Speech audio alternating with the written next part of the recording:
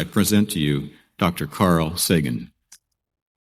I'm very happy to be here with you, celebrating this rite of passage, and I want to wish you all the very best of luck at a key and critical time in human history. For myself, when I graduated college, I never had any intention of being involved in public or political issues. I just wanted to explore the planets, see what they were like. You'd think that there was nothing so remote from earthly concerns as the planets and the stars.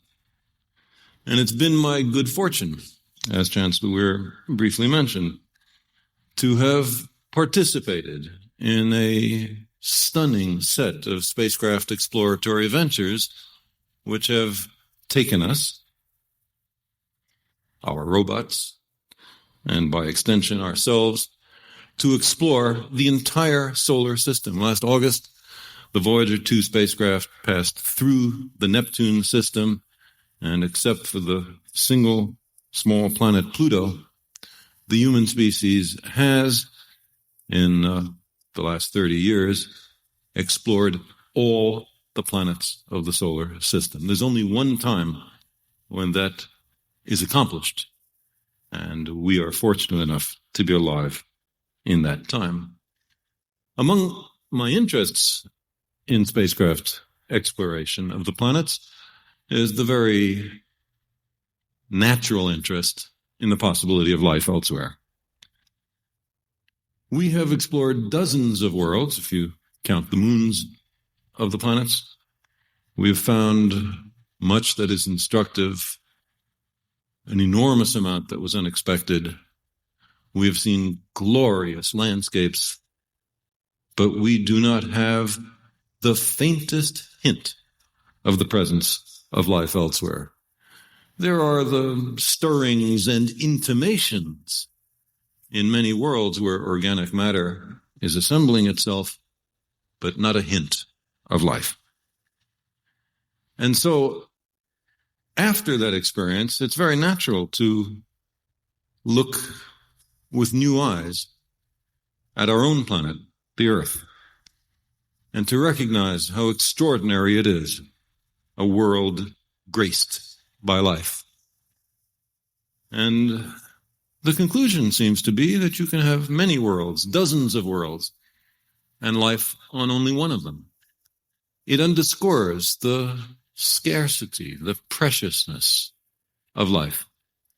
It seems to call to us to work to preserve and cherish this remarkable phenomenon that we are so deeply part of.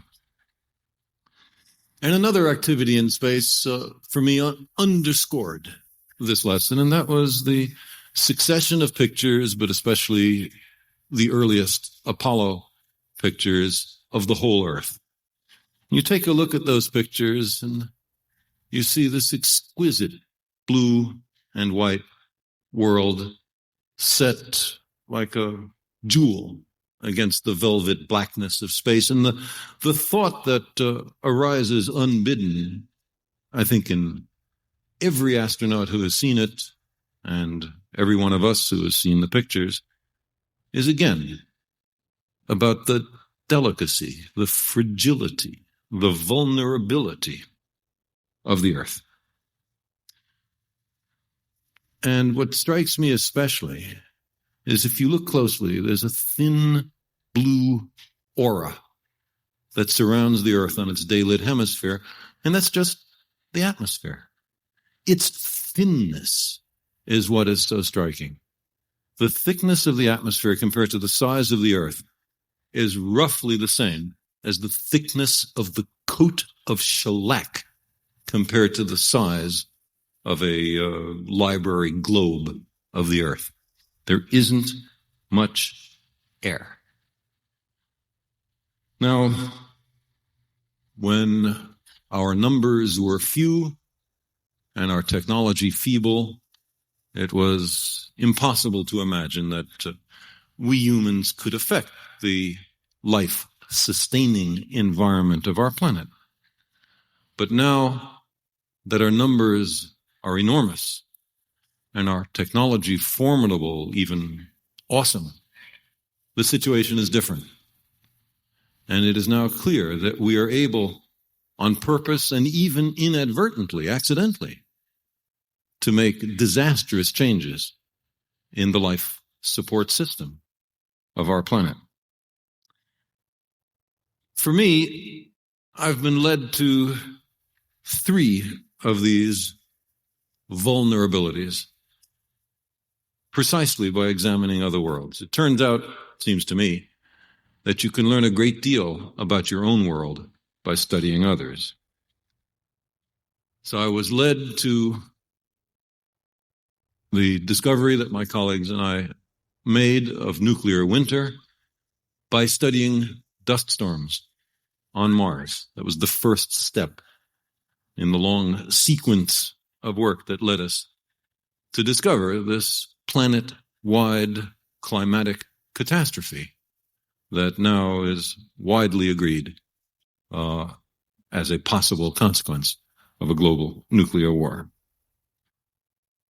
Also on Mars, there is no ozone, or very little, and the ultraviolet light from the sun can strike the surface of that planet unimpeded. And when we landed there in 1976 with the 2 Viking landers, we found a strangely antiseptic surface. Not only no sign of microorganisms, no sign of bigger organisms, I mean, not a blade of grass, not a microbe, but not even an organic molecule. And our understanding of that is that the ultraviolet light from the sun has sterilized the surface of Mars.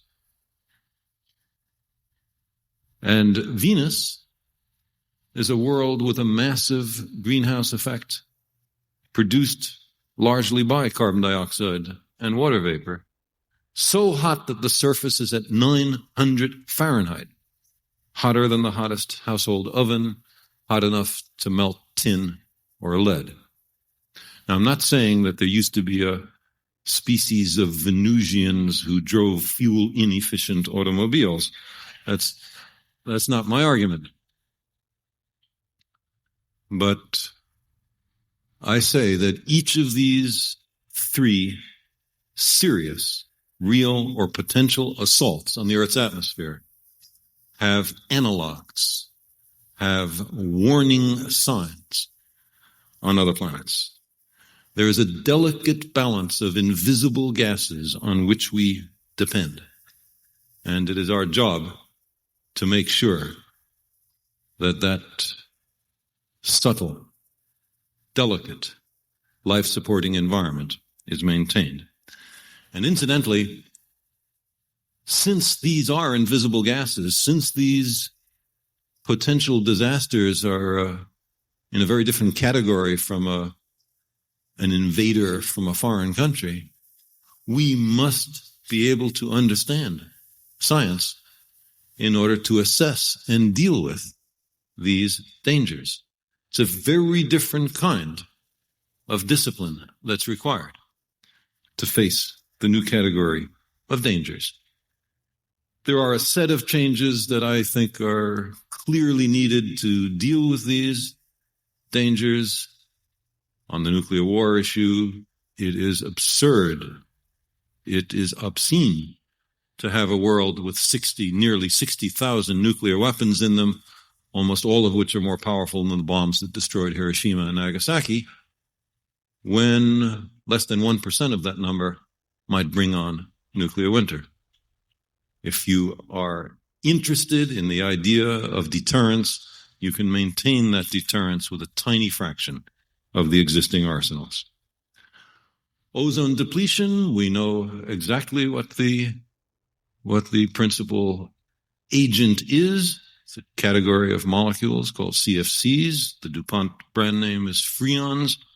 There is an international protocol to cut them in half by the turn of the century. That's not nearly good enough. We must simply remove those molecules from the face of the earth.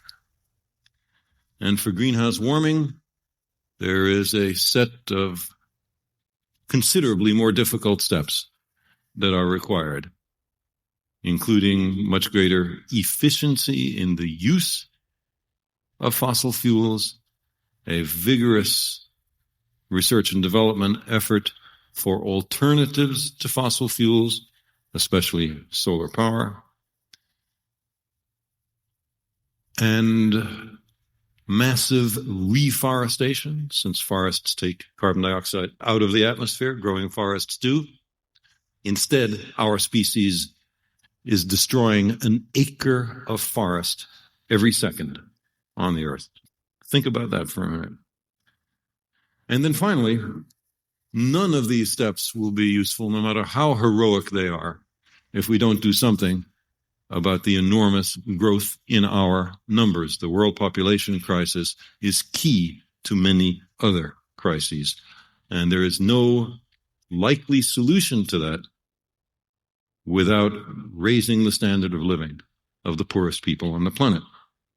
It seems to me, if we're concerned about preserving the environment on which we depend, there is a clear and unfortunately urgent set of steps that have to be taken. Now, molecules don't have passports. Molecules are terrifically dumb. They do not understand the important idea of national boundaries and national sovereignty. You put CFCs or carbon dioxide up above one country, and the circulation of the Earth's atmosphere carries it all over the world. This new category of global environmental problem requires a trans-ideological, a trans-national, let's think about the unification of the world. We humans started out in East Africa 1 million years ago or so. We were one people. We spread all over the planet. We differentiated, especially culturally. And now, through technological advances, especially in transportation and communications, we are reacquainting ourselves with each other. The walls are falling down. There is a new partial union of the nations of Europe coming about in 2 years. Democracy, civil liberties, freedom of speech are suddenly fashionable. And I think this is just in time. These are essential tools for understanding the new world we are entering and helping us to figure out how to solve these serious problems. So I would like to urge you, I know this is a day in which everybody is telling you what you have to do, and you certainly might be tempted to listen politely and pay no attention. I urge you not to sit this one out. We cannot leave the solution of these problems to politicians and bureaucrats. We have had a lot of experience with them. The people have to take charge. For those of you who are, in the most serious sense, coming of age in this time, it seems to me there is a profound obligation to play a role in determining and safeguarding the human future. Your lever arm is long. Your potential influence is great because this is such a critical time in human history. You have an opportunity denied to other generations to make a world not only worthy of all of us and of the generations without whom we would not be here, but a world worthy of the children and grandchildren yet to come. There are many ways to be involved in these issues, and I urge you to become involved. I want to make just one last remark. I talked about how exploring those other worlds gives an insight, a perspective, useful for judging our own. And I want to mention to you a set of pictures that has not yet been released that you will see in another month or so, sometime next month probably. When the Voyager 1 spacecraft left the planetary part of the solar system, we were able, turned out it wasn't easy, to get it to turn back and to photograph all the worlds it had left. And so we now have a portrait of the solar system in which we live. There's a background of distant stars. The planets are spread out on either side of the sun. The sun looks wonderfully like a child's drawing of it, with rays coming out because of diffraction produced by an obstacle on the spacecraft. And you look at those planets, and they're very small. Some are lost in the background of brighter, more distant stars. And then you look for the Earth, and you can find it. It's not very bright, not very big. It's one pixel, one picture element. It's a blue dot. That's where we live. Our home is a blue dot. I ask you to cherish that blue dot. It's the only home we have. Thank you, and good luck.